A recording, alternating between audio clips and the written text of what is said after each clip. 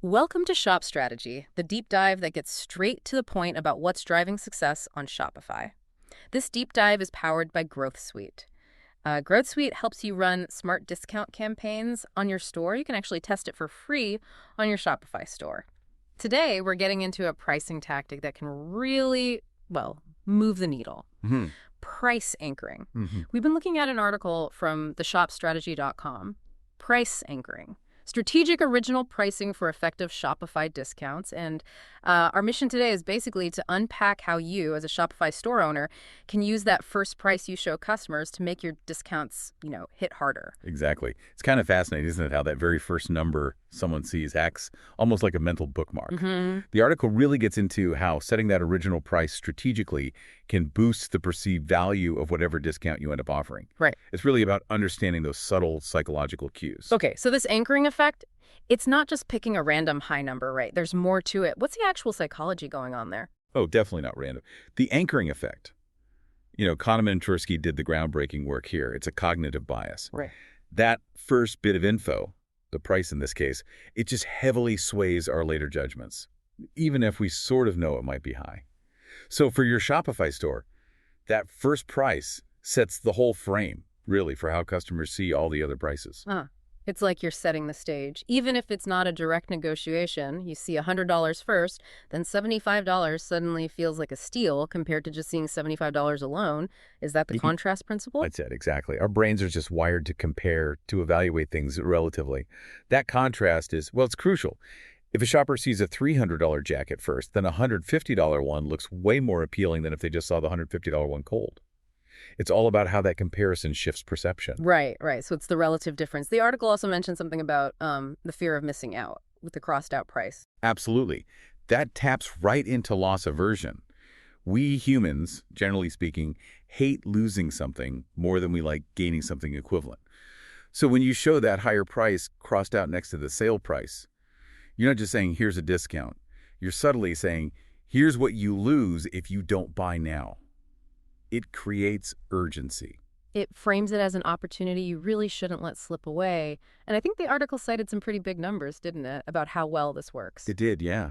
There was that study mentioned in quantitative marketing and economics, finding that strategic price anchoring could boost conversion rates by up to 40% in online retail. I mean, a Right. 40% lift, that's not small change.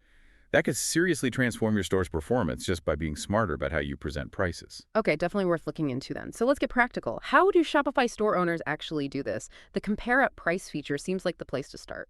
That's your main tool right inside Shopify, yeah. When you're editing a product, you've got the regular price field, what they pay, and then there's the compare it price field. You just pop a higher number in that compare it price box, and Shopify automatically shows it, usually crossed out, next to your actual selling price. It's a super straightforward way to create that visual anchor. Makes sense. But for stores with tons of products, doing that one by one sounds like a nightmare. The article mentioned a shortcut. Right, yeah, that would be painful. Hmm. Shopify's bulk editor is definitely your friend there. You can select a whole bunch of products, hit edit products, and then just update that compare it price field for all of them in one go. Makes a store-wide strategy actually feasible. Okay, good. Now, the tricky part. What's the right difference between the anchor price and the real price? Too much seems fake. Too little. Maybe pointless. That is the balancing act, isn't it? Too small, and the saving feels insignificant. Too big, and people get suspicious, like, was it ever really that price? The article suggested a kind of sweet spot, often around a 20–25% discount. That seems to hit the psychological mark for impact without totally destroying credibility. They even shared an anecdote, I think, about a store owner who saw a 32% conversion lift using that kind of range. It feels substantial but believable. 20–25%. Okay, that sounds reasonable.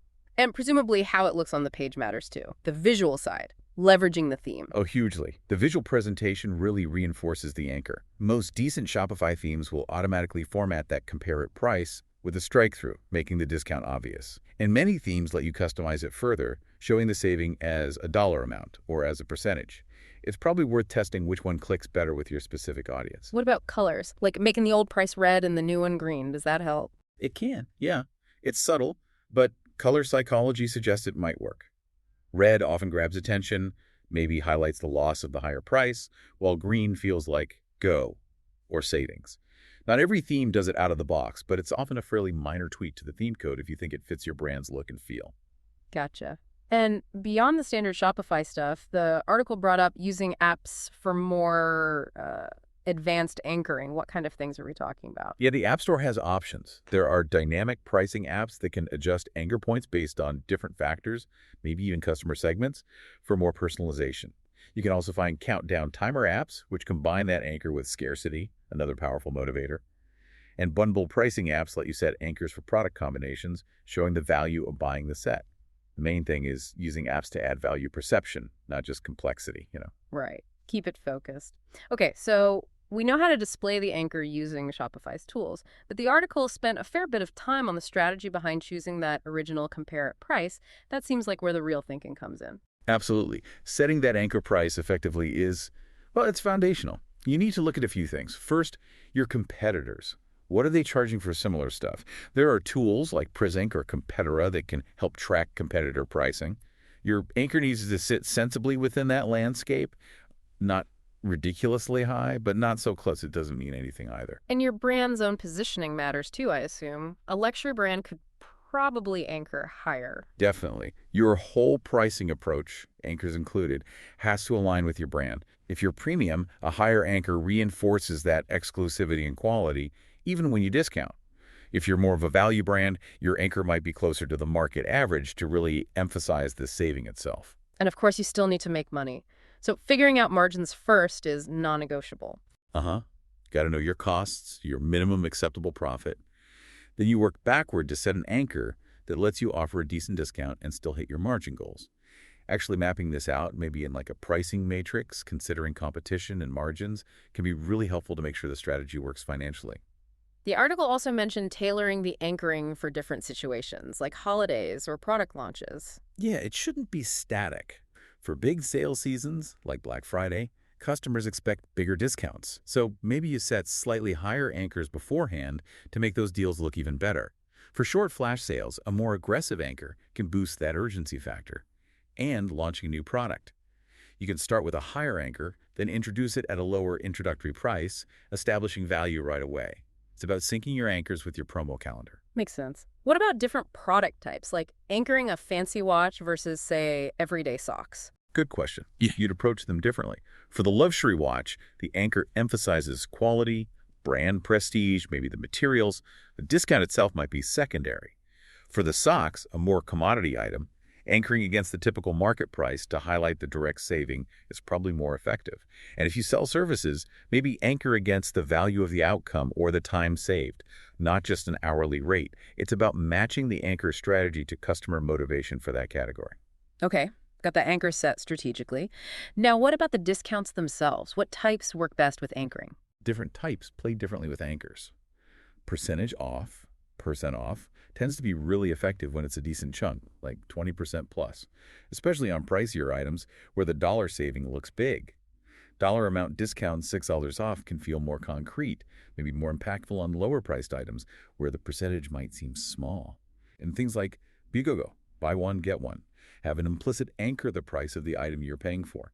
The article pointed out a common pattern, actually. Percentages often work better for things over $100, while dollar amounts resonate more under $100.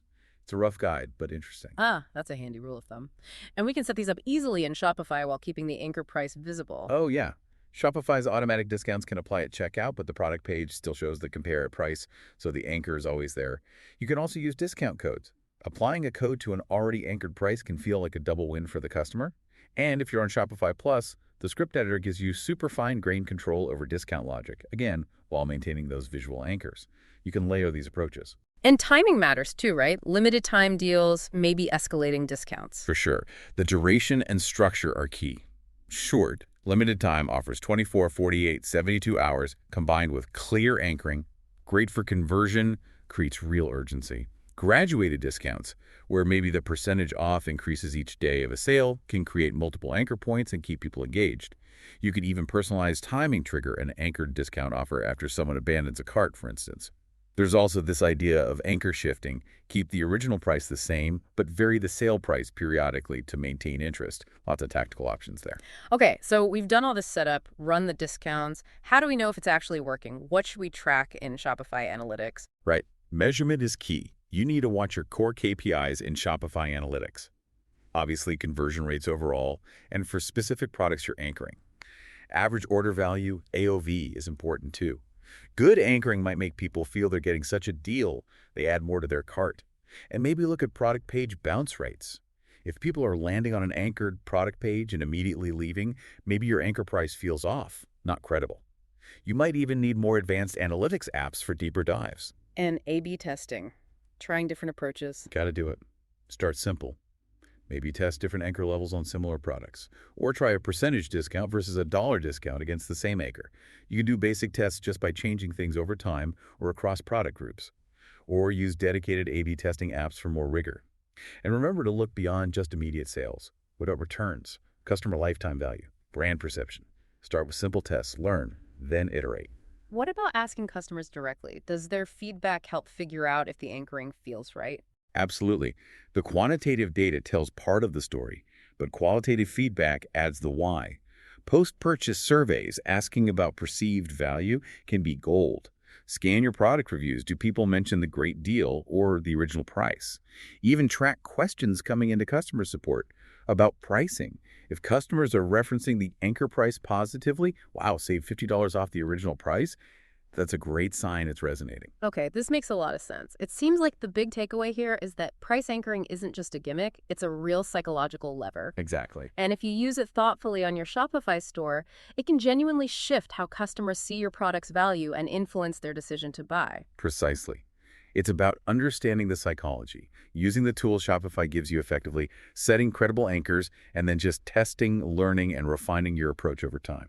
So, being strategic about the anchor itself, considering competitors, brand margins, and then making the discount feel like a real attractive offer against that anchor. That's the core of it. Mastering price anchoring isn't a one-off task, it's an ongoing strategy. But get it right, and it can be a seriously powerful part of your e-commerce toolkit for long-term growth. This has been really illuminating, a great deep dive into price anchoring. And remember, this shop strategy deep dive was powered by Growth Suite. Speaking of smart discounts, Growth Suite offers some really unique benefits for your Shopify store. It helps you run those effective on-site discount campaigns and also email collection pop-ups. It uses smart data analysis to offer personalized, often time-limited discount codes, which really helps maximize conversions, tying back to some things we discussed today. Plus, they make it super easy with one-click installation. So if you're ready to see the impact of smarter discounts on your own store, definitely check them out. You can test Growth Suite for free on your Shopify store today.